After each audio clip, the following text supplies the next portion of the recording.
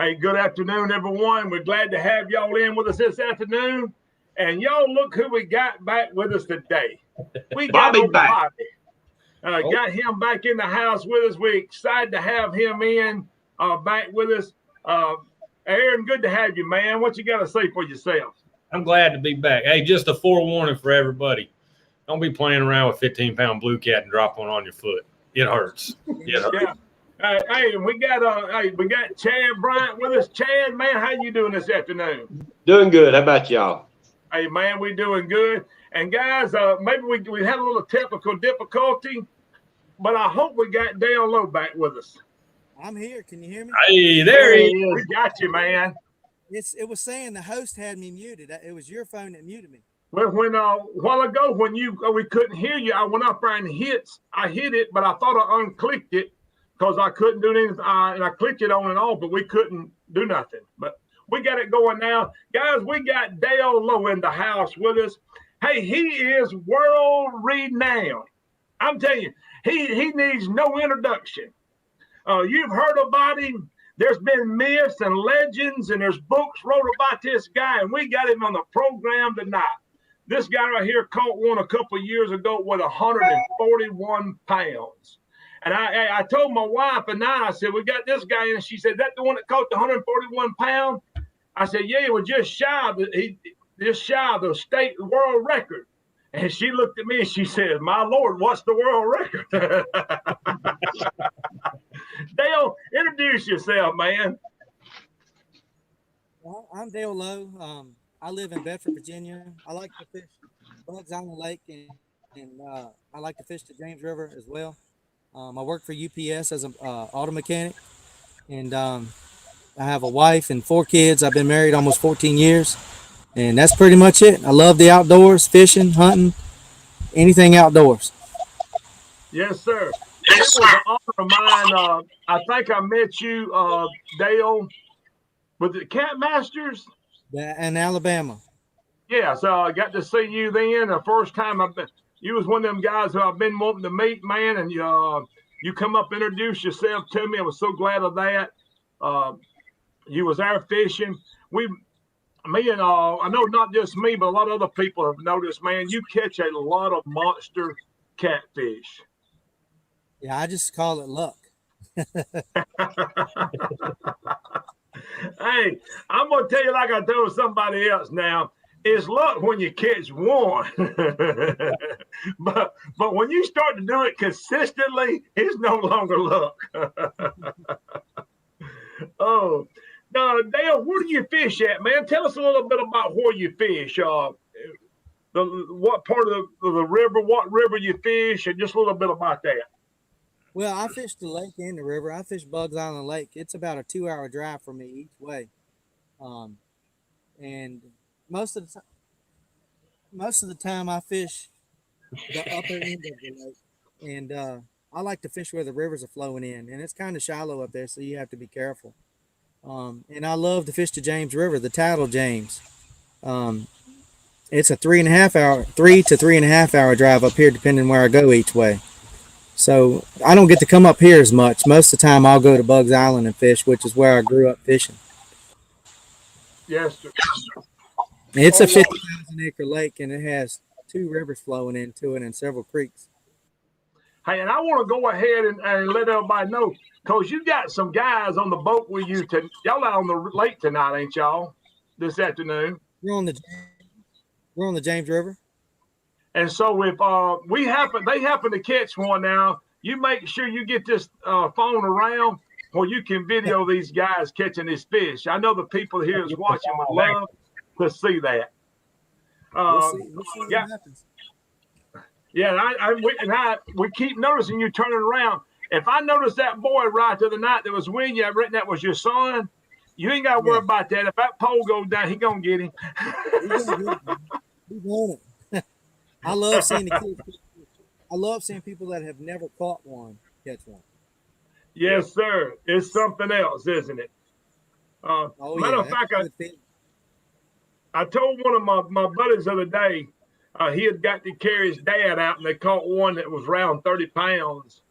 And I seen him the next couple of days. This was Troy Smith. And I said, Troy, there's no better feeling to have somebody on your boat that's never caught one, especially a good sized catfish, and you're sitting there just watching them, and you was being a part of being able to make that happen for them. That's a fulfilling feeling to me.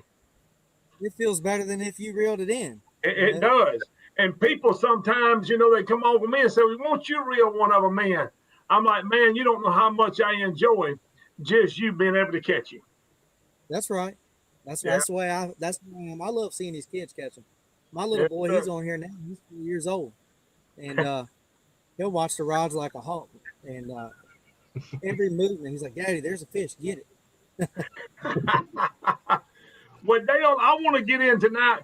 Aaron, you and Chad, do y'all have anything y'all want to ask him or say before we get on into a little bit of something else? I have something. I have. I don't. I mean, I wasn't there when you caught that fish, but I remember it not quite as well as you do because you were there. But I remember one of the biggest points of that whole process of you guys trying to get that fish certified and released and everything. And the one thing in all those videos that you kept hearing Dale say was, "Make sure my son's in the picture. Make sure my son's in the picture. Where's my son at?" Man, I give you props for that, man. Just keeping him involved in the sport with you and everything like that. Yeah, I appreciate it. That's what I do it for, man. He keeps me on my toes. They keep you young, huh? Oh, Chad, anything you got, man? No, there was somebody asked in the chat if he caught that fish dragging or anchored. Anchored. I was anchored from 7 o'clock in the morning until I caught the fish at 12:30. Dale, if we can, let's take some time here. And I know this is what people want to hear because that right there is a fish of a lifetime.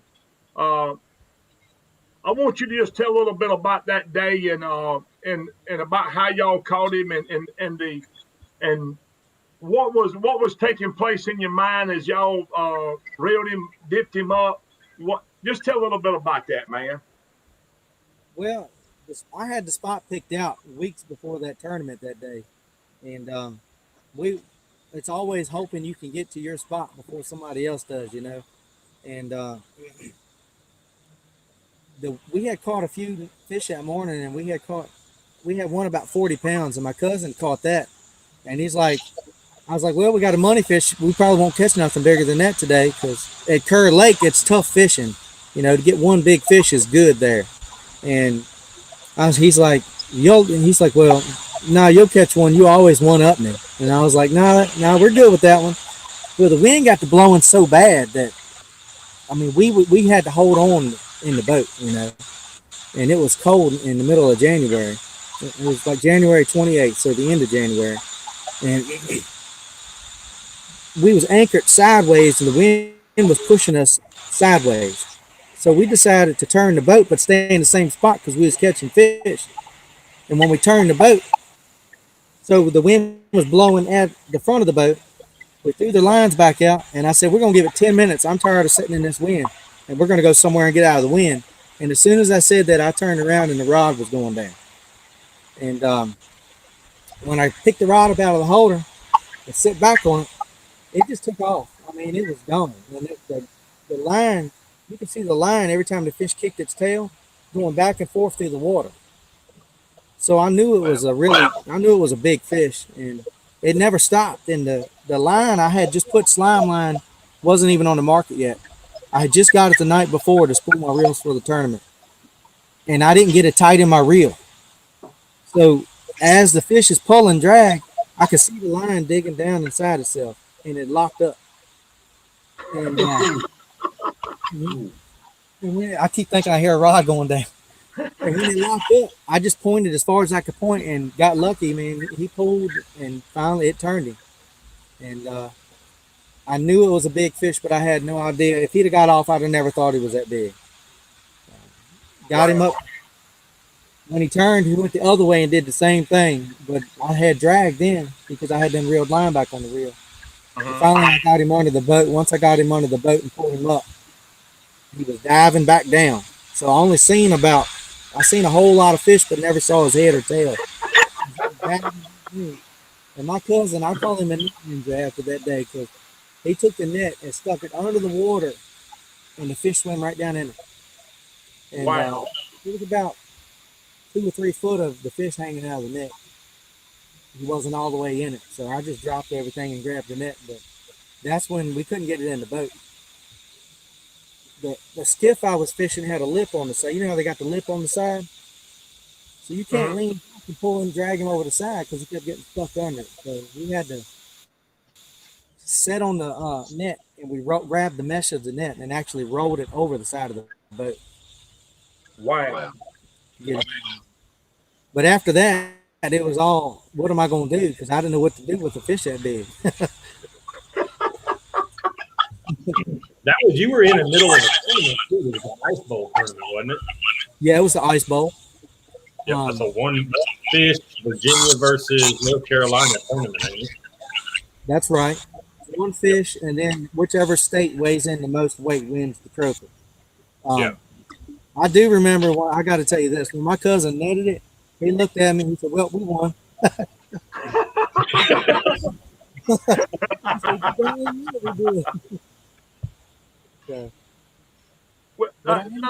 Dale. Yes, sir. When y'all got him up where you could see him, I mean, what was your thoughts? Is this fish here something special? Did you realize? We didn't know. You think? How big was he? Yeah, we're just staring at it, and I was like, "That's a world record." And my cousin looked at me. He's like, "It looks like it to me, you know." The fish started kicking, swimming across the boat. He was still green, and my little boy, he was about 7 then. He was 11. It was 4 years ago. He took off running. And he said, Daddy, I think you lied about Will's catfish not living here. And it was just, I mean, I got nervous because I didn't want the fish to die. I got real nervous because he wouldn't fit in I have a 100-gallon live well, but it was only 48 inches long. So he would not fit in it because he was 61 inches. He just curled up in it. So I got him down in there. I remember holding the fish like this, okay? And I got his pectoral fins over my arms right here. And I'm holding him like this. And I'm looking up at him. And looking back at his tail. And they're so slippery, and I didn't want to hurt him. I couldn't pick him up by myself because I was afraid I was going to hurt him. So we put him in the landing net and got him in the tank. And I called for help. And that's when my buddy Austin Sarton, he had just built a live well off of the measurements of the world record. He like handmade it, and he came. We met halfway, and we put it in his tank, and he's the one that kept my fish alive all day. Well, if he built that live well off the measurement of the world record, when he saw yours, what did he say? I mean, we all thought the fish was 150 pounds. We was all guessing 150 pounds. It was something to see. His live well was when you caught that one. His live well was 60 inches long, and the fish was touching both ends of it. Wow. Chad, have you seen anything in the chat? Not a whole lot, Stacy. A bunch of SDCs. A lot of waiting SDCs. for something to get given away. I wish they'd asked us a couple questions. I'm going to give away today a 5 free reel cleanings to River Rat Reel Repair. And this is what I'm going to ask you to do. If you're interested in these reel cleanings, well, I'm not looking for SDC. I want you to put in there River Rat in the comment bar. If you are looking for this or would need this right here, put River Rat in there, and we're going to choose our winner from the chat from River Rat. So make sure you put River Rat in the chat bar to win 5 free reel cleanings. Dale, there's a question here that said, what bait and how big? I had a carp about 12 inches long, and I cut his head off. Put the head on, so it was maybe a 2x2 piece of bait of a freshwater, regular carp, grass carp. And so you caught him off of the head of a carp. Yes, sir. Yeah. Dale, tell a little bit about, I know one of your favorite technique is anchor fishing. Ain't that correct? That's what you do? Yeah, I love fish. That's what I like to do. Dale, I'm going to ask you a couple of questions on this right here. When anchor fishing, is there certain things that what causes you to stop and say, hey, we're going to fish here. I'm going to stop and look here and or stop and fish here. What is that causes you to do that? Well, you're always looking for structure and current seams and pockets and humps and anything like that. Mussel beds. My philosophy is when I anchor fish, I treat it like deer hunting. That's the way I've always done it. When you go deer hunting, you go where you think the deer are going to come to. And sit and wait. I'll sit and wait for hours. I'm real patient. But any structure, I won't ride around all day for hours and hours looking for fish. I'll go looking sometimes if I'm not finding fish, instead of wasting time riding all day, I'll anchor up where I think the fish are going to be at a certain time, or where they're going to come cruising to go looking for food. Sit on their highway and wait for them. Yeah, I do that as well. I'm gonna throw something in here with that, because there's two ways, Dale, that I fish. I don't seem to fish that way if I'm tournament fishing, but if I'm just out by myself fishing, and if you see me anchored, I will sit on the spot for hours on end. And people will sometimes call me and say, "You catch anything?" I said, "I caught one fish today." Yeah. And I said, it weighed 50 or 60 pounds, And they said, "Well, how you catch it?" I said, "I just sit." And I look at the same way you do, is like deer hunting.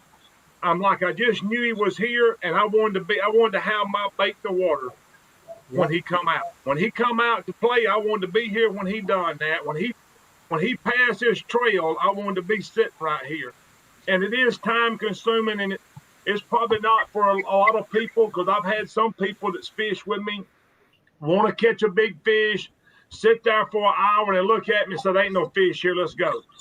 And with me, I can sit there for 2 or 3, 4, 5, 6 hours. And I'm like, I don't care if I don't catch one, as long as he's one big one.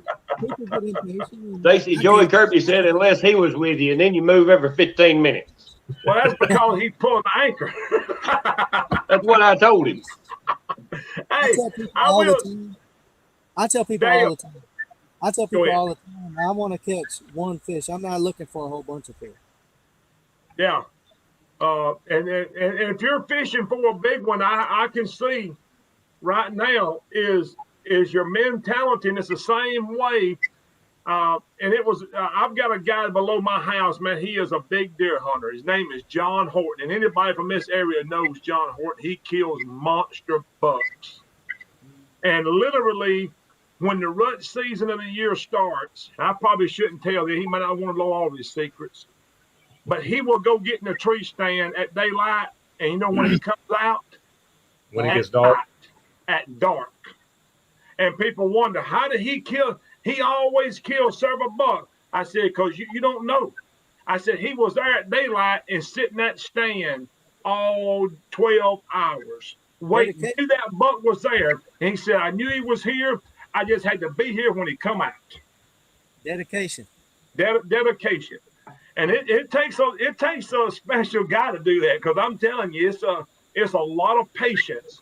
I want to say this, since Joey Kirby's tuned in, I do have a tendency to move a lot more often when I do have an anchor man versus when I don't have an anchor man.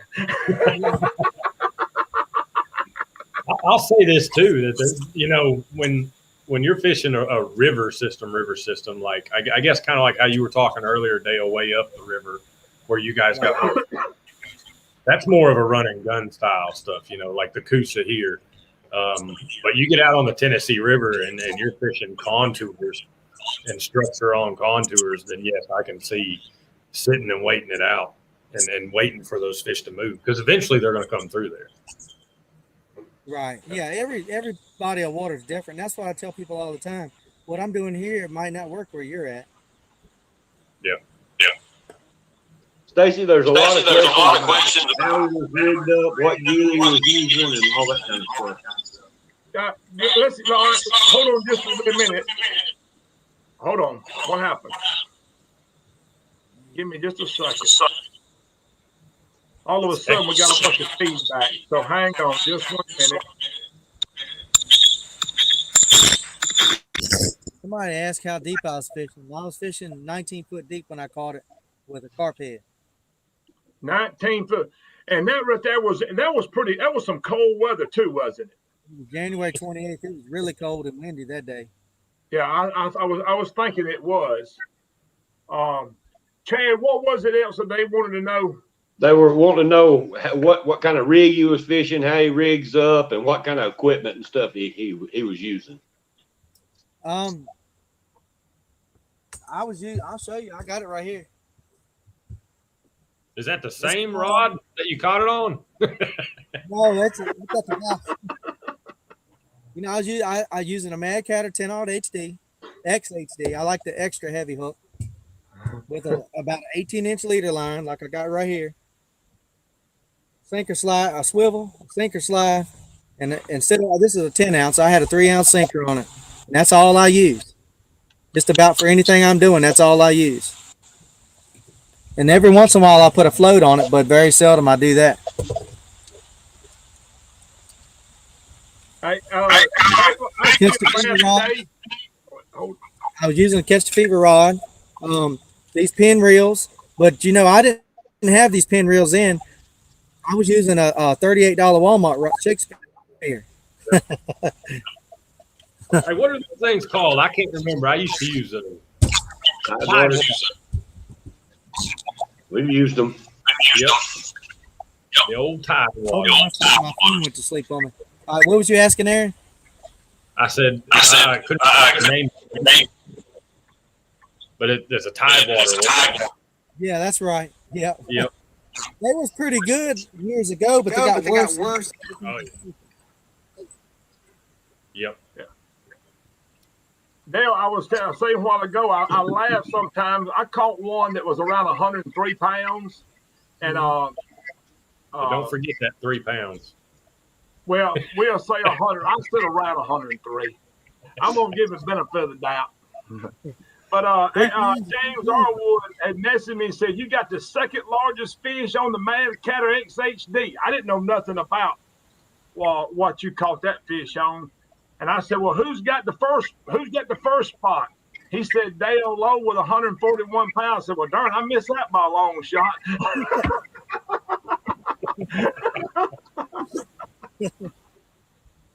Somebody's going to catch one bigger than that. I mean, it's a matter of time. With the more angle and the more equipment that we have coming out, and you know, just learning these fish's habits and everything, it's bound to happen. I think it's going to be either the James River or the Mississippi is where it's going to come from. Right. I could see it happen. My boy hollering fish. I could see it happening on Bugs Island again. I mean, it could come out of the James. There's more 100-pounders come out of Bugs Island Lake. Don't ask me why. You can catch. This is just my opinion. You can catch more trophy fish out of the James River, but I feel like your chance at a world record is better at Curl Lake. Yeah. So, is there a dam that separates Bugs Island from the James? No, I keep saying Kerr Lake and Bugs Island. They're the same place. Yeah. No, Kerr Lake has nothing to do with the James. Oh. Kerr Lake starts in Roanoke, and it's called the Roanoke River. It flows to Smith Mountain Lake, which is close to where I live. And it goes from there to Leesville Lake, and then it flows to Kerr Lake, Bugs Island, and then it dumps out of there to Lake Gaston. Then don't it flow to the beach from there? Yeah. It flows down to the beach. Oh, see, I always thought the James and Bugs Island were connected. It was just a dam between them. That's what I was asking earlier. It's a helicopter flying over. Like the videos you watch the guys in Potomac and DC. What's that? I said that's like those videos you watch some guys on YouTube that fish the Potomac up in DC. They got helicopters, planes, and everything else. Now that system of that river up there where you're fishing on that James River, the Bugs Island, it produces. From what I've seen, it produces some of the biggest fish that I've seen, by far nationwide. You see a lot of 100-pounders come from up in there. You do now, unless there's some being caught that I don't know about. As far as I know, the 3 largest blues ever caught, all 3 came out of Kerr Lake. You know, you got the world record, 143. Mine, it was 141 and some change. And then I got a buddy named Travis Combs. It was a couple years before I caught mine. He caught 135 out of Kerr Lake, Bugs Island. I keep saying both names, but they're both the same place. We got you. So there's some big fish in there. I wouldn't be surprised if a 200-pounder come out of there, to be honest with you. Wow. Now, Dale, while we on this, I'm actually looking at it on Navionics right now, and do what now, Bobby? I can't hear. I said I'm actually looking at it on Navionics right now, and Kerr is a huge lake. Yeah, it's 50,000 acres. That's a big tributary. Yeah, it's huge. Is it just big and open? It's more like it's a lot of fingers. Yeah, that's right. Creeks and stuff coming in. Does much current flow through it? It's pretty much dead unless it's flooded.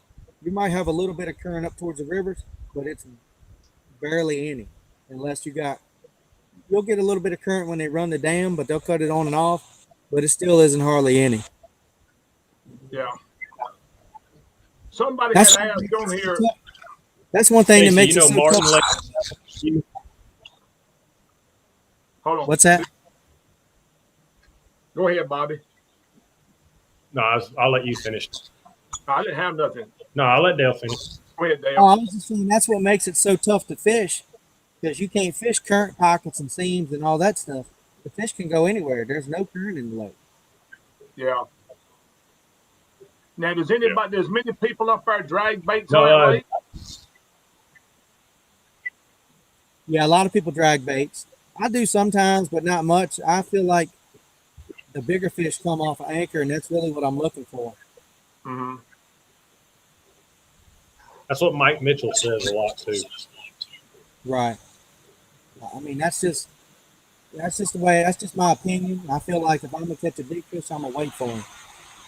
You know, if you're dragging, my opinion and my theory in my head, if you're dragging, you're gonna drag past all kinds of fish that might not be feeding. I mean, you might hit them in the head. If they're not feeding, they won't eat it. But if you sit up in the grocery store where the fish are feeding, when they do feed, when that big boy comes out to eat, you're already there. Yeah. You know, that's just my theory. Hey, Aaron, this was a question that was asked. Richard Rackley, how shallow is too shallow to suspend over a hole? Me personally, I say 30 foot. Stacy says different than that. Well, I've caught a bunch of fish. I've caught a bunch of fish suspended in 10, 15 foot of water. I'll anchor up in shallow water 10 foot or less, and I'll always suspend a couple rods. And I'll reel them up just a little bit off the bottom. And you'll catch them. But I like to be real quiet, you know. I'll turn my electronics off and just chill out. Yeah. Yeah. Now, hey, you get me in 18 inches of water and put an anchor down, I'll cast them all day long. Oh, hey, Dale, I know there was a couple of questions on here that I asked. What kind of anchor? Is there any kind of specific anchor that you're using to anchor with? Anchor, I like the breakaway anchors, but I have a homemade anchor that Austin Sarton made me. And if I can get one up, I'll show it to you. Yeah, do that. No, Stacy, what I was saying is you know Lake Martin down there by you? Yes. Real deep and got a bunch of fingers coming off of it. That's what Kerr looks like. Wow. I see it. I see it. All right, and then my front one has a chain on it. I never put a chain on it. There's a fish on back here, y'all. But anyways, you put your zip tie up here and you get a breakaway. They fighting over the rod. You hear them? I was thinking about that. I heard 'em. Here's your live action, Bobby. I think he just was tugging at it. I don't think he's hooked up. Oh. Joey Kirby said, "Quiet leaves me and Stacy out." Yeah. Hey, especially after we ever hook up with one, it's over there. Or if anybody around you. Hey, I'm sure gonna holler. Oh, Did somebody ask if he marked that fish prior to catching it? I didn't hear what you said. They asked if you marked that fish on your electronics before you caught it. Fish in that area from pre-fishing and from the time of year and all that. I've always done good in that area, and I hadn't even been to the lake for a long time, and I just in my mind I knew that's where I was going, and I just went there. I think I might have fished it the week before or something like that for one day and done pretty good, and that's just where I wanted to go, and that's just where I went. I never marked that fish. That's a good question. Do you guys have a lot of commercial guys up there? Commercial guys? Yeah. The James River's getting it pretty hard. They're actually shocking them up. I'm sure there's commercial guys on bugs and stuff, and not Smith, but what's that Lake Zach fishes? I can't even think of. Lake Gaston. Yeah. I know they catching people every once in a while. I don't know how much they're doing it, but I'm pretty sure, everybody knows them big fish are in there. I'm pretty sure they're sneaking in there and doing their thing. Yeah, I could imagine a lot of those commercial guys that are hauling live fish all over the country are coming out there. And hitting hard. Anywhere you catch big fish, they're going to try to show up. They're going to show up. Just like Wheeler Lake, they're in there. Yeah. Yep, we've seen them all over on Wheeler with hoop nets and gill nets and everything else. So. Yeah. We have a lot of people noodling. I mean, not noodling with your hands, putting the float out. They're pretty bad. I mean, you might ride for miles and somebody put a stretch of noodles out for several miles. Yeah. I think the limit's 25. I don't think you're supposed to have it 25, but they'll dump them out. Nobody ever says nothing. Yeah. That's on our local lake that's right across the Alabama lines is Lake Weiss. And there's one commercial guy over there, and early in the spring he will have trout lines ran from bank to bank, zigzagged for like 10 miles of the river. You can't fish enough. Yeah, you can't even fish if you want to, especially if you're dragging. Nope. I didn't know what they were at first. I thought they were running up and down the banks.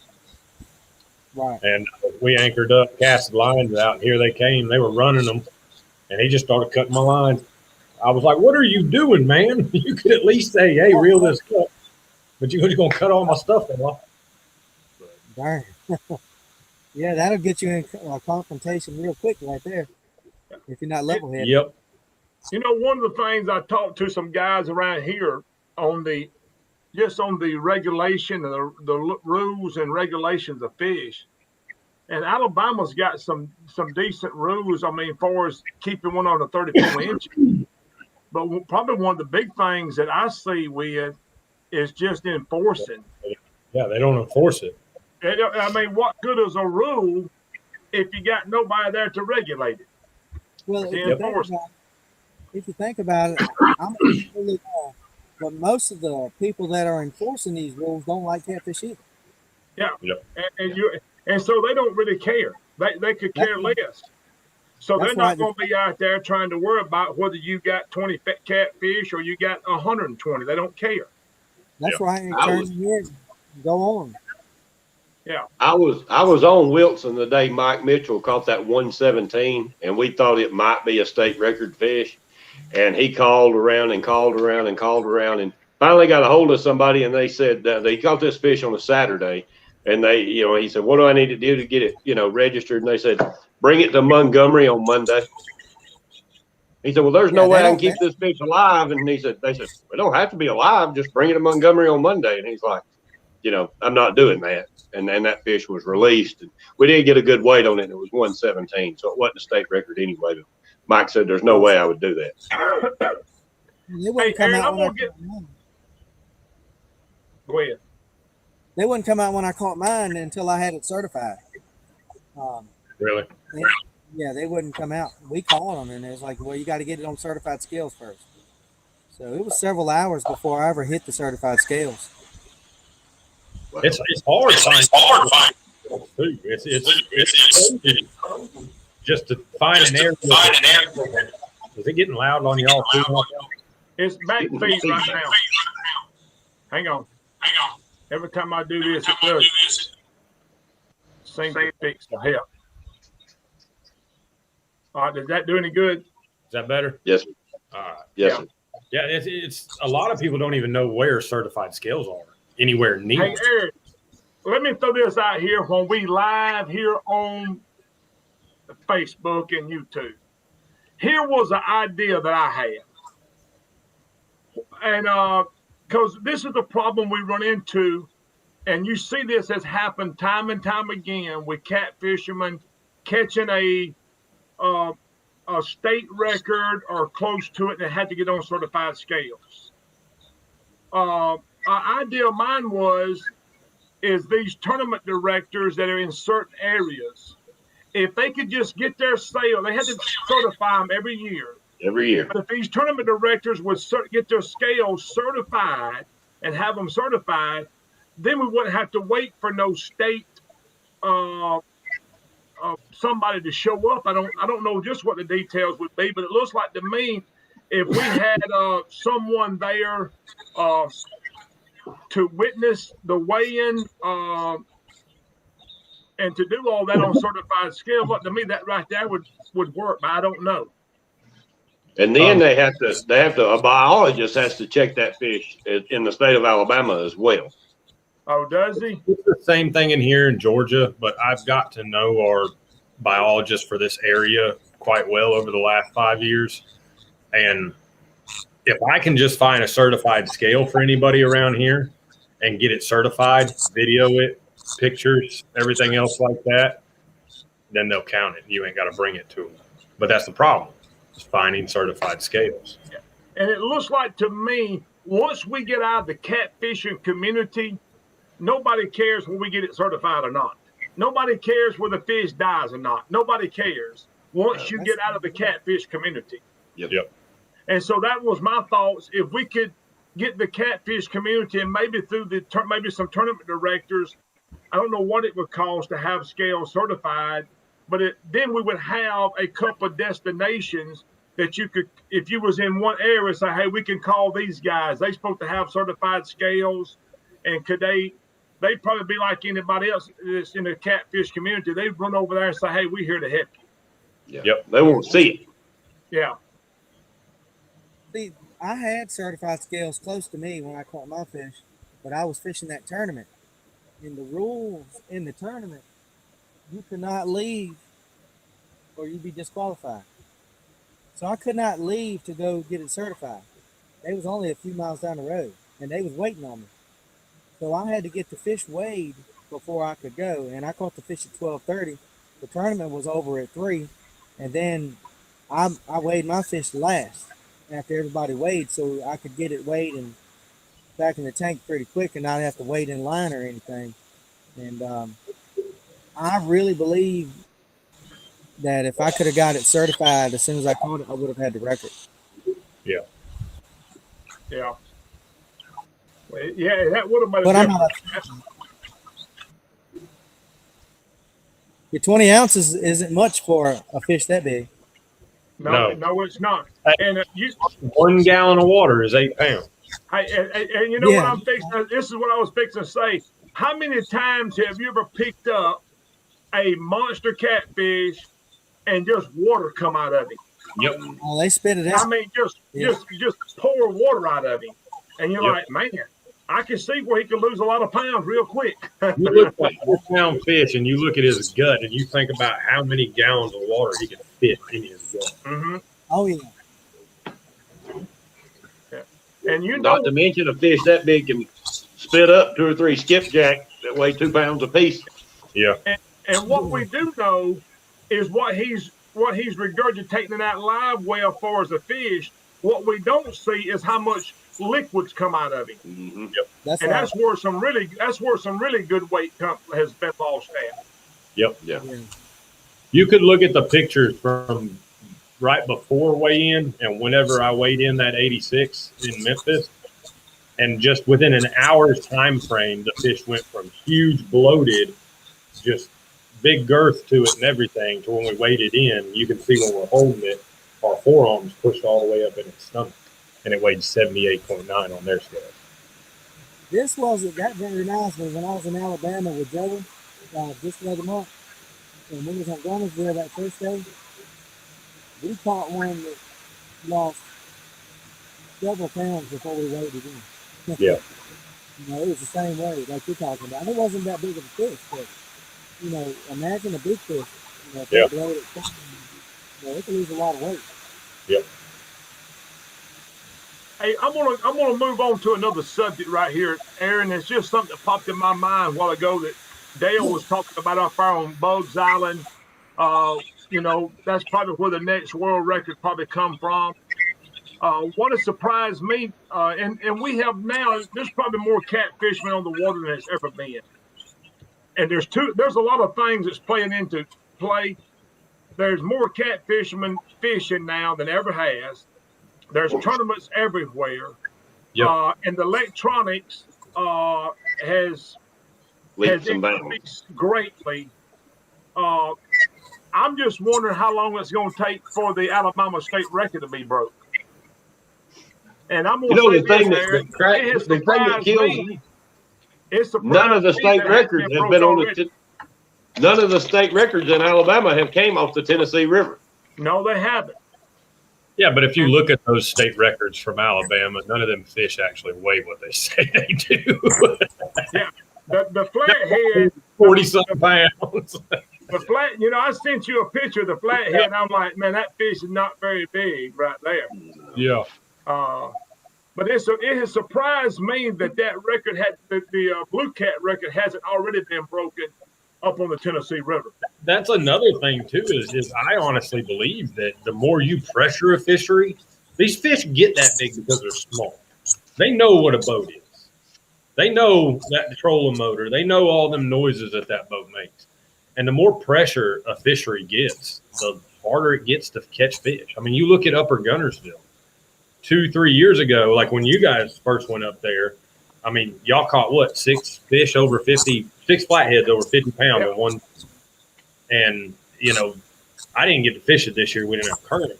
But I've watched from when I first started going up there to now, the more boat pressure that it's gotten, it's harder to get them bigger flatheads to eat now. And Aaron, I'm gonna add this to it because I just made mention of this not long ago. And I believe that pressure does something to these fish. I remember fishing on Wilson, and a lot of people know where I fish at now. And man, I caught fish out them places all the time. When I started fishing up there, nobody fished in there.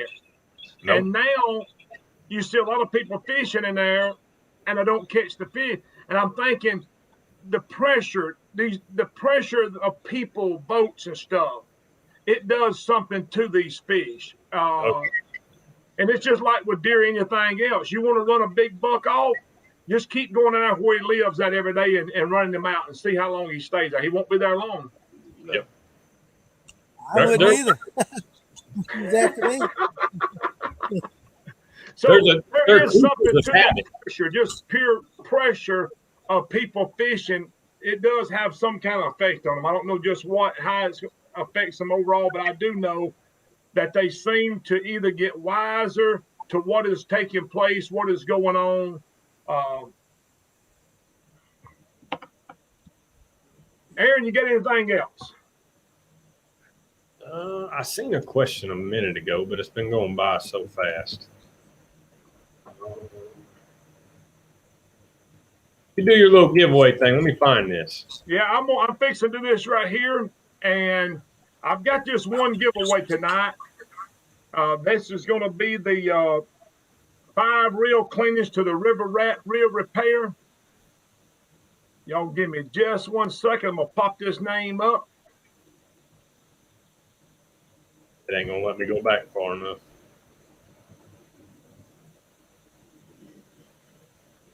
So is your river system over there, Dale? Is it so like Kerr? Is it mostly a rocky bottom up there, or is it sand? Kerr Lake is right. It depends on which part of the lake. I mean, there's the upper end is mostly like mud and silt, sandy. Yeah. And then you go down a little farther, it's still sandy and mud, but there's a lot of rocks and stuff on the bottom. Is James? Is it James mostly sand? It's mostly mud, and it's a lot of mud, man. It's nasty. Is it? Yeah, it's nasty. I won't eat nothing out of here. Oh man. Well, listen, we're gonna. I got this winner of the River Rat Reel Repair.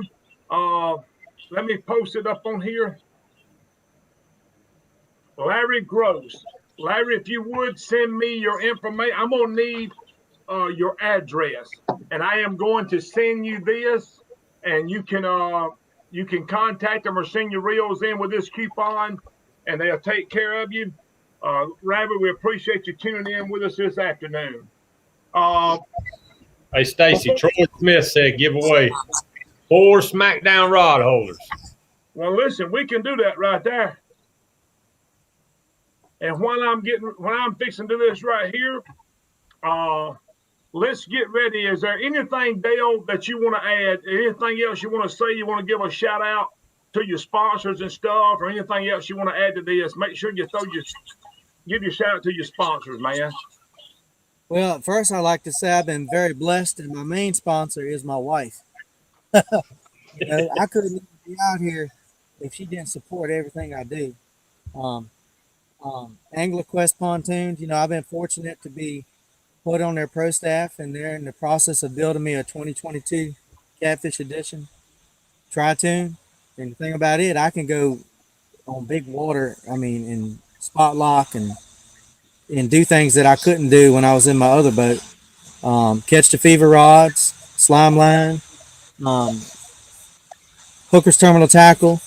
They've all been really good to me, and I really appreciate, everything. I really feel like that I've been really blessed. And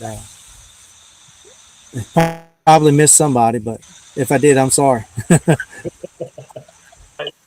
and listen, it's been an honor of ours to have you on here tonight, man. We've enjoyed it. Where's your son at? Come here, Chase. The camera shot. He's watching. We got a fish on. Uh-oh, we get to see one. Finally. Oh, last few minutes. Hey, Chase. Let me get the red light on. Is it big? Hold on. Keep reeling. Can you come off? Just real fast. Women at the boat, Bobby, get him. Keep reeling. They over there fighting over the rod.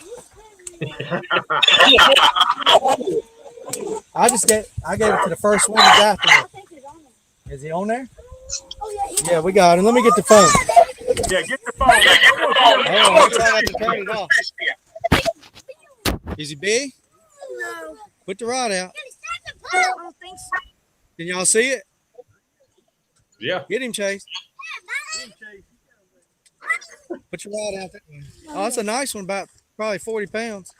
Put your rod out. I'm going to call my world record today. Oh, wow. That could have been my record today, but you had to take it. You get him, boy? I told you, these kids are ate up, man. Give me some. Hey, you That's ain't all. never fishing partners. You growing them out there. There you go. That's what I tell everybody. I don't need friends. I made them. That would be my Can y'all see that pig? Look at that, boys and girls. It's probably 45 pounds or so. That's a 50. That's a 50 deal. Nah, I don't think it's 50. That's how you use a live stream right there, Stacy. Boy, I'm telling you, you can't beat this right here. Look, they done got riled up now. Oh, yeah? Right, Daddy? There you go. Love you, boy. Good job, yo. What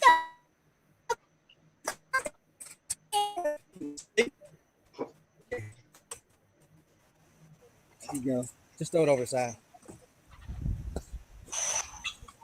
Look at that live action for everybody. You can't beat Y'all still that. there?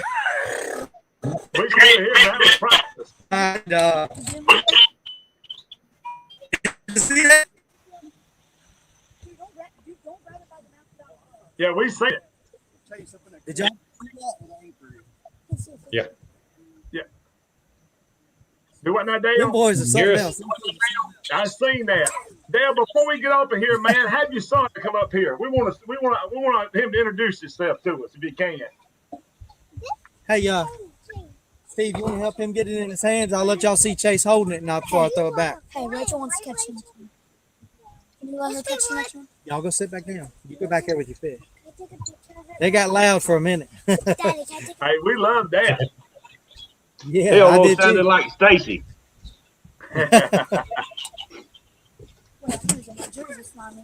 I was next to Stacy one night down there below Wilson or below Wheeler, and they hooked into one. He's probably 50, 60 pounds, and they went to hooting and hollering. And I was like, I was with Ronnie Sprayberry. Speaking of Ronnie, everybody say a prayer for Ronnie.